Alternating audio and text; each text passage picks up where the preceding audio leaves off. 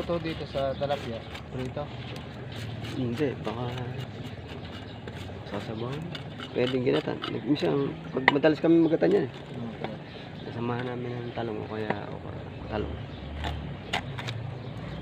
Pag may niyog, kami namin nakakahingi ng niyog yan. Kadaan. Sa loob ng mga gabi. Doon na namin kinakain. Buo nang binibigay.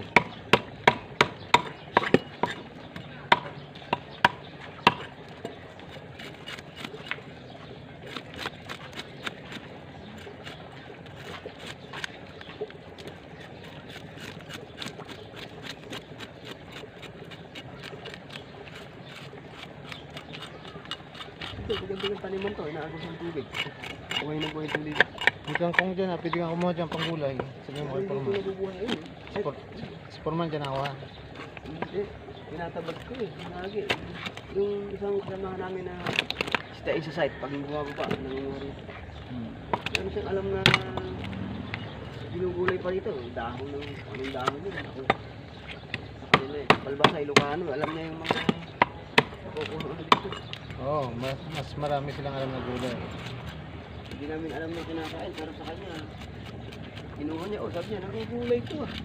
Hindi niya kinukuha.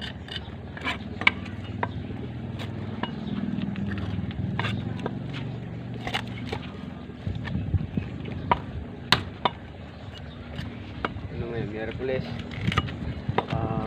Biyernes ko uli. Bukas uli. Kung ano. Yan eh, maghapon lang namin yan. 5 putol ang Talapia na. Ba ang paus?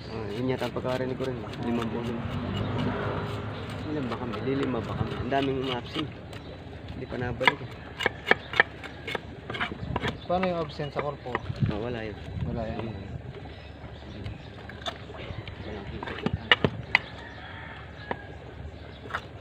Dati nagtatay. Yung logbook lang ang gagawin. Ngayon, biometric.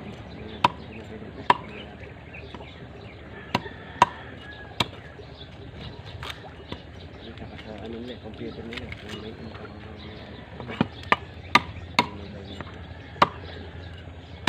wala. Kahit absent. Naglagay ng biometric lang. Ang pag-absent.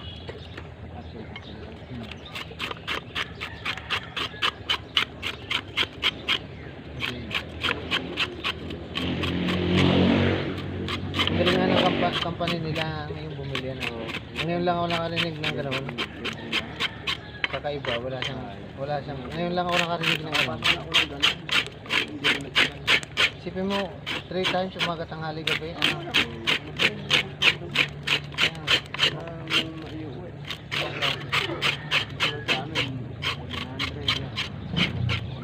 Tapos minimum pa rin sila.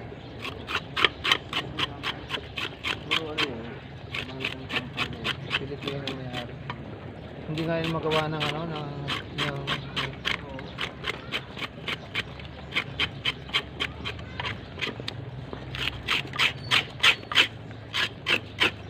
Hello. Kumaan? Hinintay ka lang ng balabas.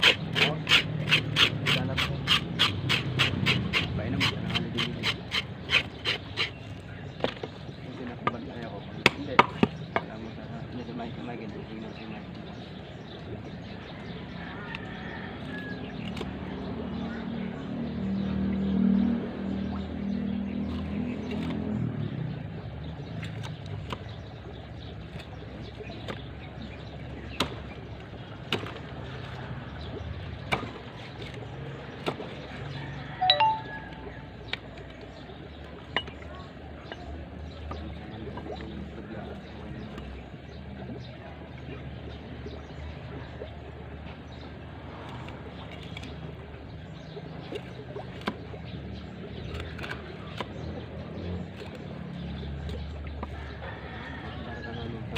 Isang beses lang kami bibigyan ng isang buwan. Isang linggo lang, wala na. Sila tuloy-tuloy. meron kayong yung kalahati na dapat naman binibigay. Hindi, yung binubuo sa